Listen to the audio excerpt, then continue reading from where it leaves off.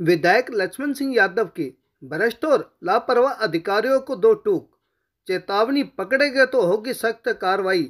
लोगों की सुनी समस्याएं और अधिकांश का मौके पर ही करवाया समाधान। कहा, सवारी अपने सामान की खुद होगी जिम्मेदार। अतिक्रमण वाले दुकानदारों को दिया निर्देश, जल्द हटा लें अपनी दुकानों के सामने से किया गया अतिक्रमण।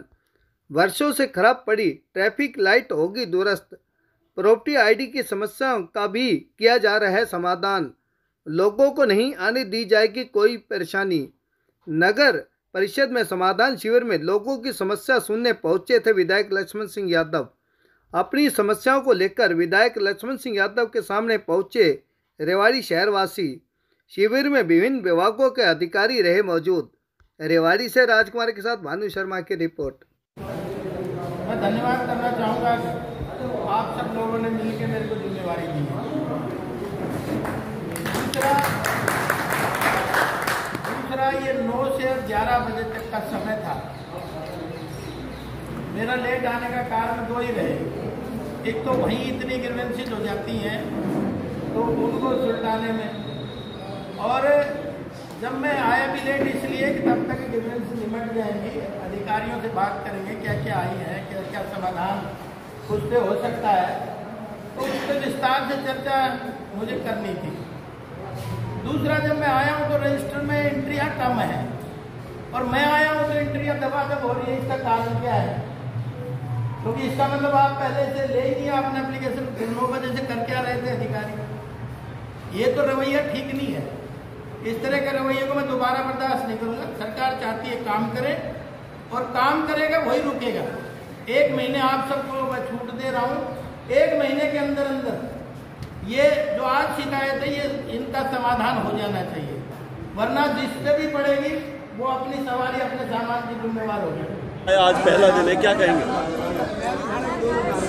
देखिए, ये सरकार की अच्छी पहल है। ये लगातार सुबह 9 बजे से और 11 बजे तक पब्लिक ग्रीवेंसेस सुनी जाएंगी और उनके समाधान मौके पर ही जो संभव हो सकेंगे उनको पूरा करने का काम करेंगे। तो मैं तो आदरणीय मुख्यमंत्री का धन्यवाद करता हूँ। इस तरह के उनके आइडियाज़ जो हैं आम पब्लिक के लिए फ़ायदेमंद हैं। कितनी शिकायतें आज पहले दिन देखी गई?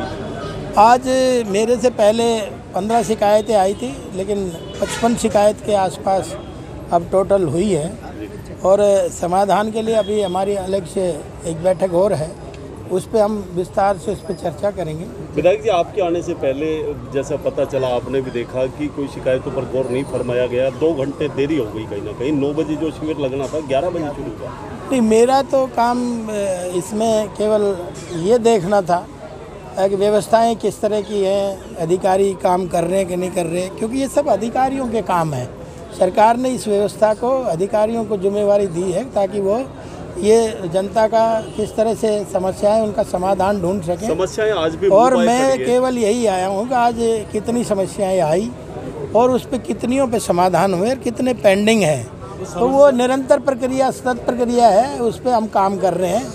दूसरा समाधान होता तो पिछले 10 साल से हो जाता। दूसरा, चुनाव के समय बहुत सारी चीज़ें मेरे सामने आई थी नगर परिषद को लेके, चाहे वो सफाई व्यवस्था थी, चाहे पानी व्यवस्था थी, चाहे सीवर व्यवस्था थी, चाहे वो ट्रैफिक लाइटें थी, चाहे स्ट्रीट लाइटें थी, चाहे वो गड्ढे थे, चाहे अतिक्रमण था, चाहे वो पशुओं का जो सड़कों पे डोलना था, रुकावट पैदा करना था।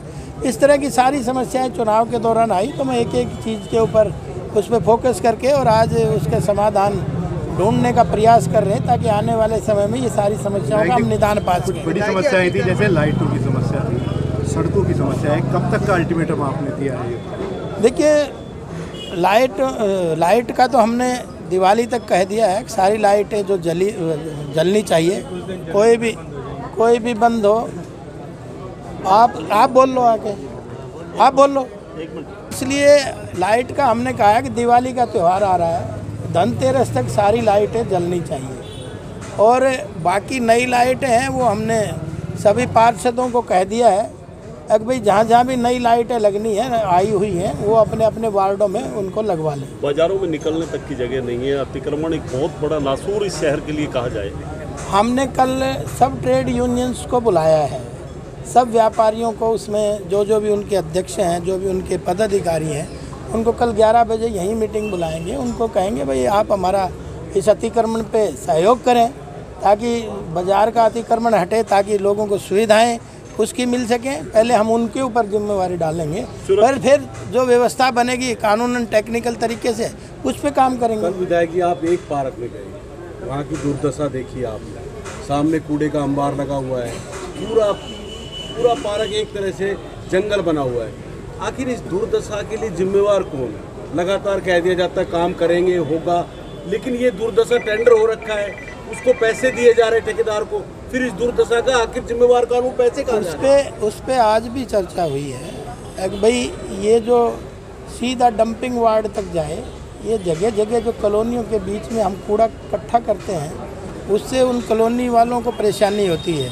और ये ठीक बात है कि मैं कल पार्क में गया तो पार्क तो घूमने की जगह है, अगर वहाँ भी दुर्गंध है तो ये दुर्भाग्य है। और मैंने कल अधिकारियों को कहा कि यहाँ से इस डंपिंग को हटाया जाए, तो आज उन्होंने आश्वासन दिया कि इसको हम सबको हटाएंगे।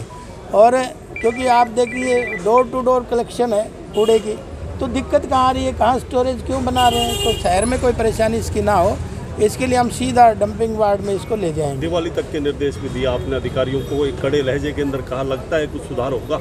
मैंने कह दिया है कि अधिकारी अपनी जिम्मेवारियों को समझें, और महीने का अल्टीमेटम भी दिया है कि इसमें अगर प्रोग्रेस नहीं आई तो फिर सवारी अपने सामान की जिम्मेवार है। आपको लगता है सर कि अधिकारी ये जो पिछले 10 साल से हुए अधिकारी कि कुछ कर पाएंगे आप? नहीं कर पाएंगे तो कोई दूसरे आके करेंगे, इसीलिए तो कहा है कि जिम्मेवारी मैंने तय की है, कोई दूसरा आएगा, अगर आपकी निगाह में कोई अच्छा है तो वो बता दो, उसको लगा देंगे। ठीक है।